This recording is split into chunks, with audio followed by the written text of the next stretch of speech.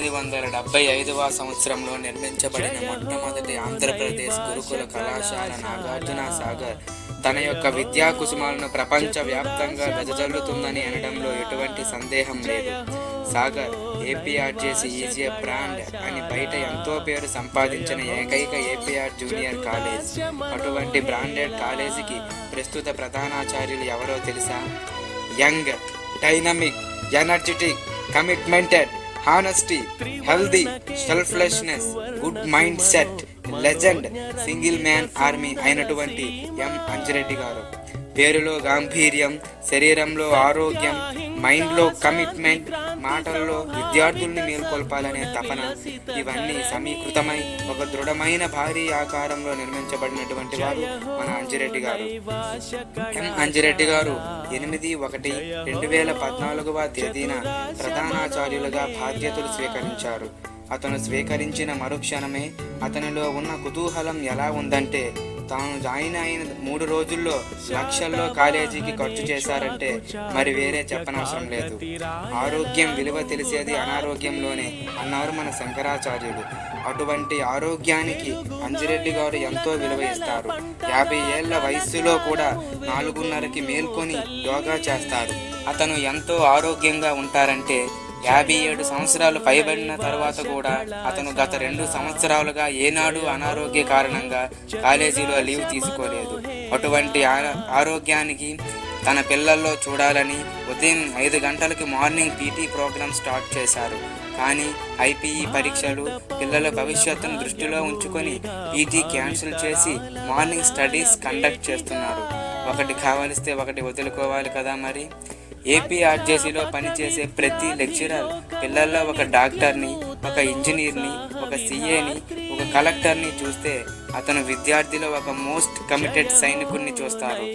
అతను పిల్లలను ఎంతోగానో ప్రభావితం చేశారు.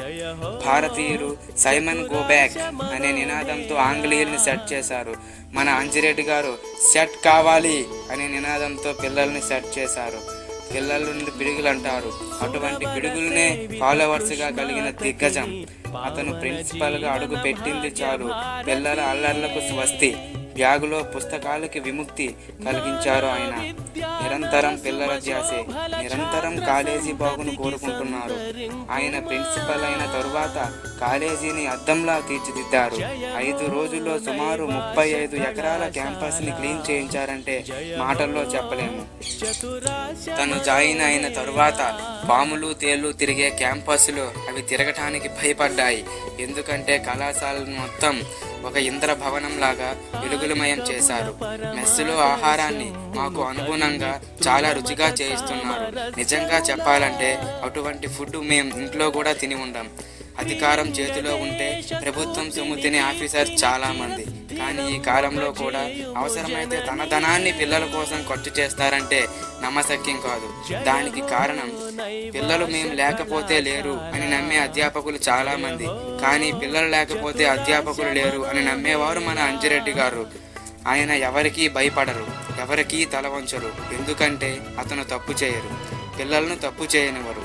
అధికారులు వస్తే ఎక్కడ దొరికిపోతామో అని భయపడే గవర్నమెంట్ ఉద్యోగస్తులు ఉన్న కాలంలో ఏకంగా ఏపీఆర్ఈఐ సొసైటీ సెక్రటరీ గారిని సాగర్ కాలేజీకి ఆహ్వానించారంటే ఆయన ఎటువంటి వ్యక్తిత్వం గలవారో అర్థమవుతుంది. అతను ఏం చేసినా పిల్లల కోసమే, ఎన్ని రూల్స్ పెట్టినా పిల్లల కోసమే. అతనికి కావాల్సిందల్లా పిల్లలు బాగుపడాలి, పిల్లల భవిష్యత్తు బాగుండాలి.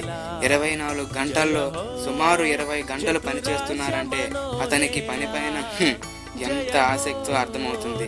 ఆయన ఏ పని చేసినా పర్ఫెక్ట్గా చేస్తారు. అసలు మాట్లాడితే బుల్లెట్లా ఉంటుంది. మెస్ వర్కర్స్లో పనితనాన్ని గుర్తించి వాళ్ళని మెస్ మాస్టర్స్గా అభినందించిన శ్రీ మన అంజిరెడ్డి గారు. పిల్లలు అందరూ తెలివైన వాళ్ళే. వారి వారి కష్టంపై వారి విజయం ఆధారపడి ఉంది అని విజయ రహస్యం చెప్పారు. క్రమశిక్షణ ఉంటేనే విద్య అని నమ్మే వ్యక్తి. ఒకవైపు EAMCET program, water supply, food supply, పిల్లల అవసరాలు, టీచర్స్ సౌకర్యాలు, వర్కర్స్ జీతాలు, ఎలక్ట్రిసిటీ, పిల్లల విద్య, ఇవన్నీ ఒక ఐఏఎస్ మాత్రమే చేయగలడు. కానీ ఒక్క అంజిరెడ్డి గారే ఇవన్నీ నిర్వహిస్తున్నారంటే ఎంతో చెప్పదగ్గ విషయం. అసలు అడ్మినిస్ట్రేటర్ అనే పదానికి బ్రహ్మదేవుడు ప్రాణం పోస్తే అంజిరెడ్డి సారై పుట్టుకొచ్చాడు. ప్రిన్సిపల్ అవ్వకముందు పూలదండలో దారం వలె పనిచేశారు. ఎలా అంటే దారం లేనిచో పూలకి అందం లేదు, ఐక్యత లేదు. కనబడని దారం ఉంటేనే ఆ పూలకు విలువ. కానీ ఇప్పుడు పుష్పాలై కళాశాల మొత్తం సువాసనను గొల్పిస్తున్నారు. పేద విద్యార్థుల తల్లిదండ్రుల పాలిట దేవుడులాగా, విద్యార్థులకు అధ్యాపకుడుగా, కుటుంబానికి పెద్దగా, కళాశాల ప్రధానాచార్యులుగా, తోటి అధ్యాపకులకు సోదరుడుగా నిర్విరామంగా తన బాధ్యతలు పగలనక రాత్రనక నిర్వర్తిస్తూ ఒక కాల భైరవుడై పోరాడుతున్నారు. చదివింది జంతు శాస్త్రం, నేర్పేది నిజమైన మానవ శాస్త్రం.